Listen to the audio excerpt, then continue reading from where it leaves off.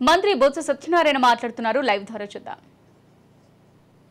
ఈ రాష్ట్రం సమగ్ర అభివృద్ధి కోసం ఈ రాష్ట్రంలో ఉన్న అన్ని ప్రాంతాలు సమానంగా అభివృద్ధి చెందాలని ఆలోచనతోనే మళ్ళీ ఈ కార్యక్రమాన్ని చేశారు. విశాఖపట్నాన్ని ప్రపంచంలో ఒక మేటి నగరంగా తయారు చేయడానికి ప్రణాళికలు రూపొందిస్తున్న విషయాన్ని కూడా ఇంతకుముందు ముఖ్యమంత్రి గారు చెప్పారు. ఆ నేపథ్యంలోనే ఇవాళ మళ్ళీ దీన్ని ఈ 3 రోజుల అంశాన్ని చాలామంది అన్నారు, మీరు ఎన్నికల్లో మేనిఫెస్టోలో పెడతారా, మీరు దాన్ని ఒక ఛాలెంజ్గా తీసుకుంటారా, అది మీకు ఇదే అని అడిగారు. ఎస్, మా ఎన్నికల మేనిఫెస్టోలో పెట్టాము, మా కార్యక్రమాన్ని పెట్టాము, దాన్నే పెట్టి ప్రజలను ఓటు అడుగుతున్నాం. ఈ విశాఖపట్నం మహానగరాన్ని ప్రపంచ స్థాయిలో తీసుకెళ్తాం, ఒక అవకాశం అని అడుగుతున్న నేపథ్యం. దీన్నే రెఫరెండంగా తీసుకుంటున్నాం. ఈ ఎన్నికల మేనిఫెస్టోనే రెఫరెండంగా తీసుకుంటున్నాం. దీని ముందే మేము ముందుకు వచ్చాం.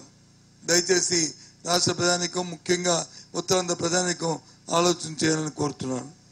ఇదే కాకుండా పట్టణ ప్రాంతాల్లో నివసిస్తున్నా ఎవరైతే ఉన్నారో మరి వారి కోసం ఏదైతే గృహ నిర్మాణాలు జగనన్న కాలనీ కార్యక్రమాన్ని కొనసాగుతూ పట్టణ ప్రాంతాల్లో కూడా మరి అర్బన్ లేఅవుట్స్ డెవలప్ చేయాలని, ఎక్కడ కూడా లాభాపేక్షలు లేకుండా ఏవైతే అర్బన్ డెవలప్మెంట్ అథారిటీలు ఉన్నాయో అథారిటీల ద్వారా కాస్ట్ ఇచ్చి ప్రజలకి మరి అందుబాటులో తేవాలనేది కూడా ప్రత్యేకమైన దృష్టి పెడతామనే విషయాన్ని కూడా మరి ఈ సందర్భంగా మీ ద్వారా తెలియజేస్తున్నాం. దీని ప్రకారం ఏదైతే నిరుద్యోగులు ఉన్నారో వాళ్ళ ఉపాధి అవకాశాల కోసం ఏదైతే రాష్ట్రంలో ఇప్పటికే తలపెట్టిన 4 పోర్టులు ఉన్నాయో, 3 వచ్చి ప్రభుత్వ రంగ సంస్థలో ప్రభుత్వం తరఫున కడుతున్నవి, 1 వచ్చి ప్రైవేట్లో కడుతున్నవి, వాటితో పాటు జట్టీలు, ఇవన్నిటిని కూడా త్వరితగతిగా తీసుకొచ్చి మరి ఎక్స్పోర్ట్ ఇంపోర్టే కాకుండా ఎంప్లాయ్మెంట్ జనరేషన్ కూడా చేయడానికి, దాంతోపాటు విశాఖ నగరాన్ని ఎగ్జిక్యూటివ్ క్యాపిటల్లో అక్కడ కూడా మరి వివిధ రకాలైన ఐటీకి సంబంధించిన ఐటీ హబ్బుల్ని ఇక్కడ ఏర్పాటు చేసి, డేటా సెంటర్లు ఏర్పాటు చేసి ఉద్యోగ అవకాశాలు కల్పించడం అనేది చేస్తామనే విషయాన్ని కూడా తెలియజేస్తున్నాం. అంతేకాదు విద్యలో ఏదైతే కొత్త రిఫార్మ్స్ చేశామో, జగన్మోహన్ రెడ్డి వచ్చిన తర్వాత ఏ కార్యక్రమాలతో చేపట్టామో ఏ ఒక్కటి కూడా ఆపకుండా అవన్నీ కొనసాగుతాయనే విషయాన్ని కూడా తెలియజేస్తున్నాం.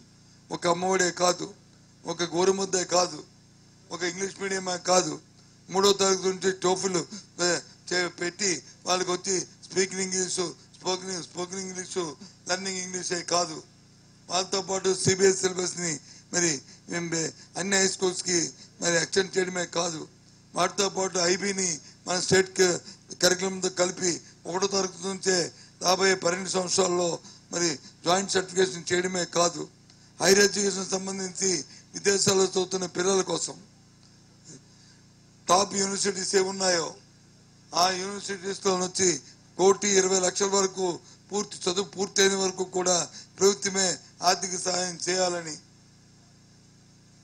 అనేది మరి ప్రభుత్వం ఏదైతే నిర్దేశించిందో దాన్ని కూడా కొనసాగిస్తున్న నేపథ్యం. అంతేకాకుండా హైయర్ ఎడ్యుకేషన్ ఉన్న పిల్లలు ఎవరైతే ఉన్నారో డిగ్రీ చదువుతున్న వాళ్ళకి out going student degree 4th year నుంచే వాళ్ళకి ఇంటర్న్షిప్ ఇచ్చి వాళ్ళకి బయటికి రాగానే వాళ్ళకి ఎంప్లాయ్మెంట్ ఏర్పాటు అయ్యేటట్లు కార్యాచరణని రూపొందించాం. దాన్ని కూడా కొనసాగిస్తున్న విషయాన్ని కూడా తెలియజేస్తున్నాం. దాంతోపాటు విదేశీ విద్య కోసం విదేశాలకు వెళ్లకుండా ఇక్కడి నుంచే ఆన్లైన్లో విదేశీ విద్యని ప్రభుత్వం దగ్గర రిజిస్టర్ చేసుకున్న ప్రతి విద్యార్థికి కూడా హైయర్ ఎడ్యుకేషన్లో వాళ్ళందరికీ కూడా మరి టాప్ 100 యూనివర్సిటీస్ ప్రపంచంలో ఏమున్నాయో వాటితో ఆన్లైన్లో వాళ్ళు చదువుకునే 1200 కోర్సులకి అవకాశం కల్పించేటట్లుగా మరి ఈ కార్యక్రమాన్ని కూడా మరి కొనసాగిస్తే మరి ప్రారంభిస్తున్నాం విషయాన్ని కూడా గర్వంగా మేము ముందు చెప్తున్నాం. విద్యలో అంతేకాదు వైద్యంలో 17 మెడికల్ కాలేజీలు ఇప్పటికే 5 వచ్చి పర్మిషన్ తెచ్చుకున్నాం. మిగతా మెడికల్ కాలేజీలు కూడా కొనసాగుతున్నాయి. మరి పూర్తి అయ్యే దశలోకి వచ్చినాయి. అవన్నీ కూడా కంప్లీట్ చేస్తూ అటు వైద్యంలో వచ్చి సీట్లు పెంచడమే కాకుండా విద్యార్థులకి అవకాశాలు కల్పించడమే కాకుండా నాణ్యమైన వైద్యాన్ని ఎవరైతే పేదలు మధ్యతరగతితో ఉన్నారో వారి కార్పొరేట్ వైద్యాన్ని వచ్చి ఆ జిల్లా కేంద్రాల్లో ఉన్న వైద్య కళాశాల ద్వారా వాళ్ళకి అందించడానికి మరి ప్రయత్నాలు చేస్తున్నామనే విషయాన్ని ఈ సందర్భంగా మనం చేస్తున్నాం.